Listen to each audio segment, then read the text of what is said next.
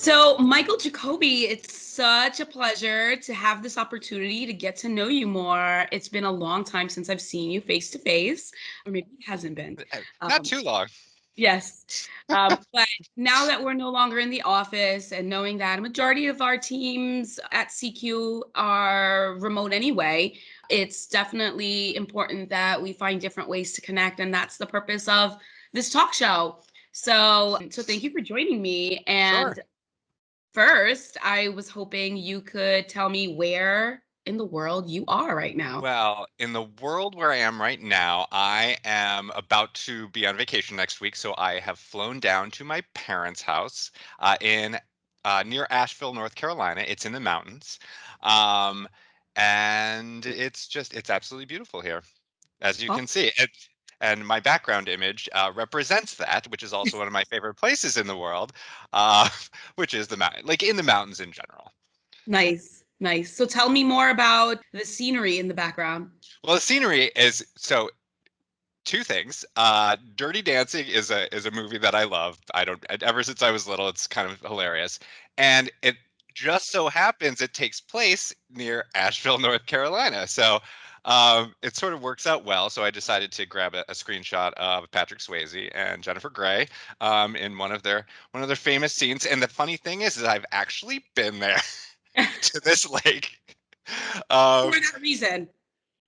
for that reason, yes, my partner Matthias and I, we actually drove around to find this place where this scene was filmed, and just to check it out. And I did sit in the car that Patrick Swayze had in the movie as well. Fun fact. Nice, nice, nice. Oh my God. Always a fun fact for you, Jacoby. Love it. So what's in your cup? In my mug, I've already had my coffee, but this is green tea, antioxidants, trying to maintain this gorgeous youthful appearance for life. So that's what's in here right now. Very cool. Well, as for me, I am actually in Indonesia, beautiful Indonesia. I mean, I'm technically in New Jersey, but I want to pretend. So my virtual background is Indonesia. My most of my extended family actually lives in Indonesia. You have a scenery of Bali here, which I haven't been to in quite a while, but it's such a nice place for me and for anyone to just relax. And I love the scenery there. So I miss it. And that's why that's my virtual background. How many times have you been there? Oh my God. I've lost count. I went a lot growing up. It's how I was able to really know the culture, be able to speak the language, and whatnot. But lately it's been harder. I mean, clearly with COVID, I haven't been there in a while. I keep trying to make my way over there. I want my kids to go out there, and really immerse themselves in the culture. So I don't know. Hopefully when all this is lifted, I can schedule a trip out there. But Yeehaw. I've been there many times. I've lost count at this point, but Oh, it's yeah. so pretty. Yeah, yeah.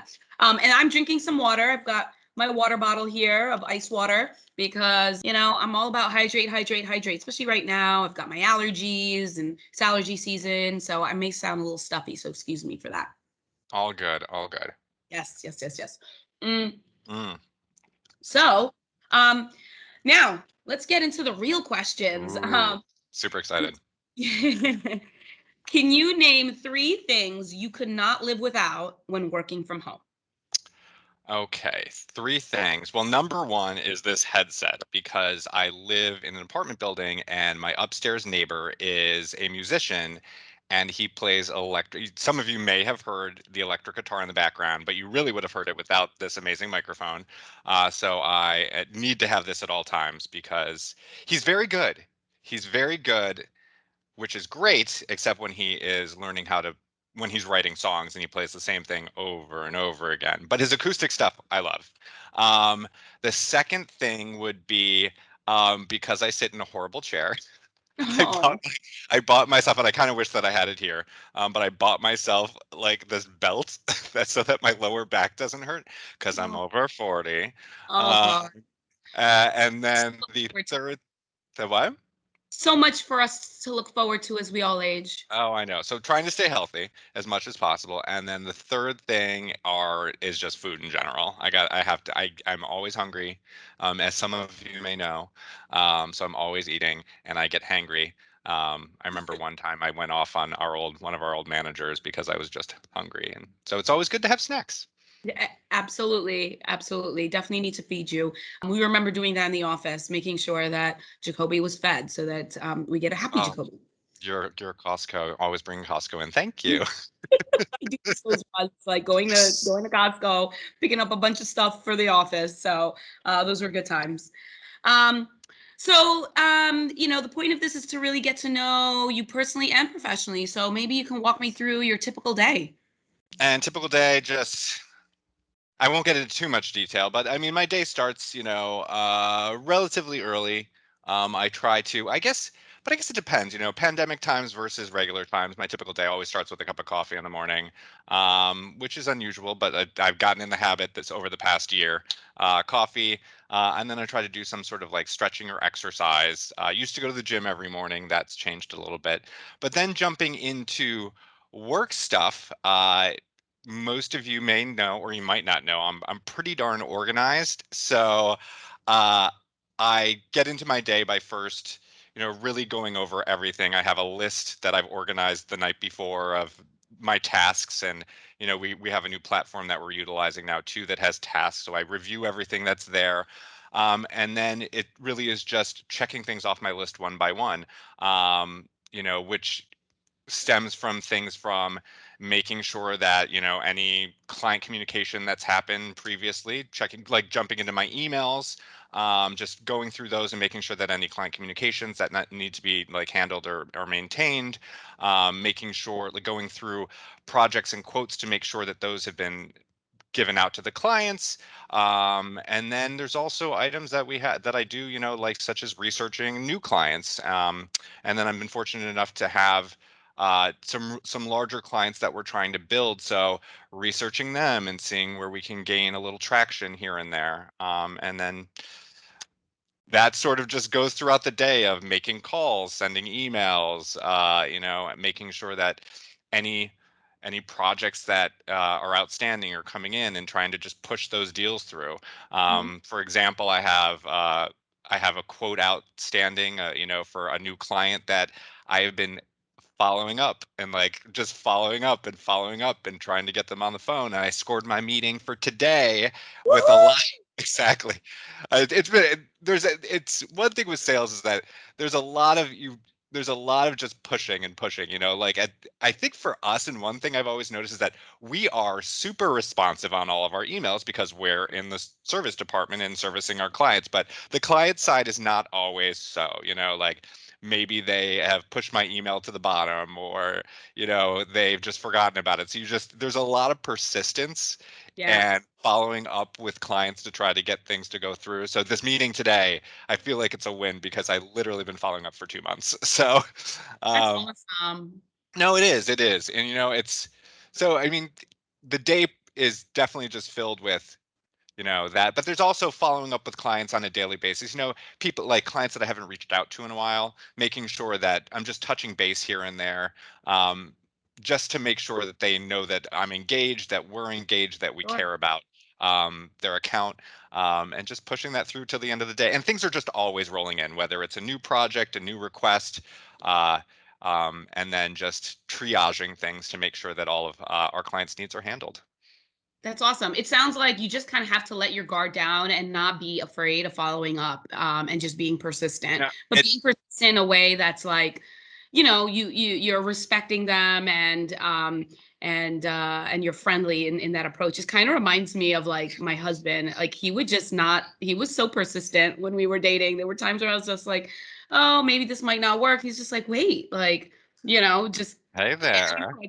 I feel like it's sort of like personal relationships too. I find that the folks that are persistent in making it work and finding a solution to make it work are the ones that find success. So Yeah, and that's what I mean. I was in the production side for quite some time, and now I'm in, the sales side, and it's been interesting trying to find that groove. I've always been pretty good at, my customer service side, but I really like what you said about trying to find that balance and like be persistent, but don't, but like what is that line where you don't go overboard? yes, And Where then your you become tears roll in crazy. their eyes. Yeah, Yeah, exactly. Where they're like, oh God. And I know there's probably been times when they're like, oh, Michael again. But sometimes you need that because they'll just forget. So, um, totally.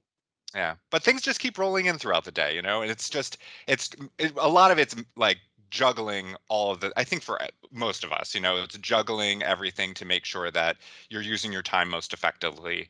But also getting to the things you need to do. I don't know. Yeah, totally. Totally. Yeah. Awesome. Awesome. Thank you for that. Um, so tell me a little bit more about your vision and your contribution to the sales department.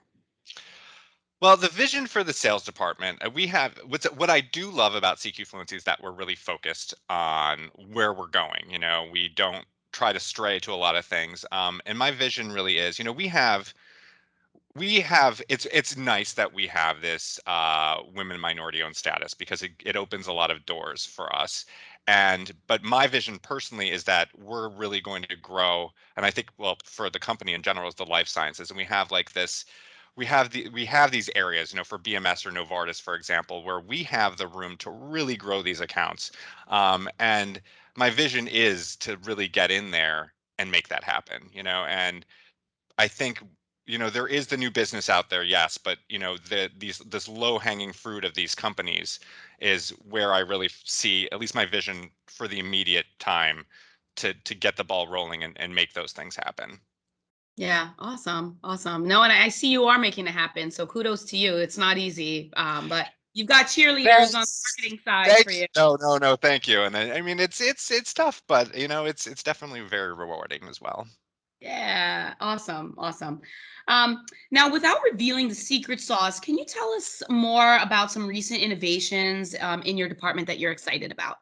I think the biggest one right now is we have implemented, and this is really thanks to you, honestly, Farhan, in a lot of ways, is that we've implemented a new CRM, HubSpot, and it's we've had these in the past, but like this one really is. I think this one's is really good. Like the way that I'm able to, especially because I'm so organized, the way that I'm able to utilize tasks and do tracking and that make calls with right through the platform.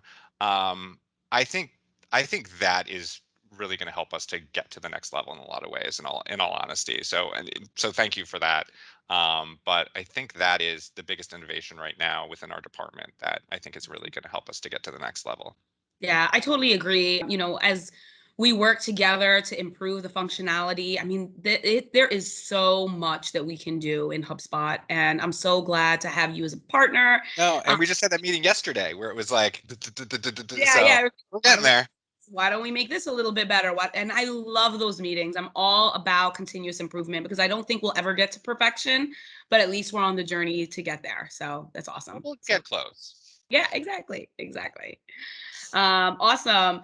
And our word of the year this year as a company is unity. Can you give me an idea on how you practice unity? Unity. I mean, unity is working as a unit, is being together, and I think it's just teamwork to a great extent. Like making sure that Like you're what we able to did help. yesterday. Yeah, All what just we did get on, yesterday was forget the we're emails and the chats. Like just let's supporting. look at each other face to face. Yeah, definitely. But I mean, just supporting people. Like if Michelle has a question, she comes to me. If I have a question, I go to Joe. It's just we all like, and that's the nice. I mean, that's a nice thing about CQ Fluency in general. Is like everybody's always going above and beyond to help each other out, to Yeah. have this cohesive unit. So yeah, Yeah, and I that's how. feel that's a great thing about working at CQ is like just being able to find anyone in a department. If I had a production question, there's a bunch of people I can ask. Or if it's a, tech related question, I know I can go to Dan, but I can also go directly to members of his team who also have really great insights. And I feel like everybody always has a really interesting perspective. Yeah, and I like the fact that you can go to literally anybody. Yeah. Like I teams betcha the other day. So I mean, I was like, hey, I have a good question. It's nice. You can Yeah, really just yeah. go to Having anybody. a skill that's super accessible is really important, and I think that trickles throughout the organization so that it's like no one is inaccessible.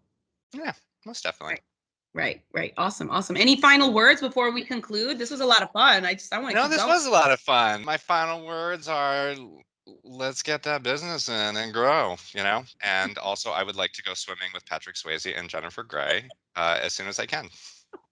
Sounds good. Enjoy that cultural experience. Oh, I will. Mm, really, Patrick Swayze.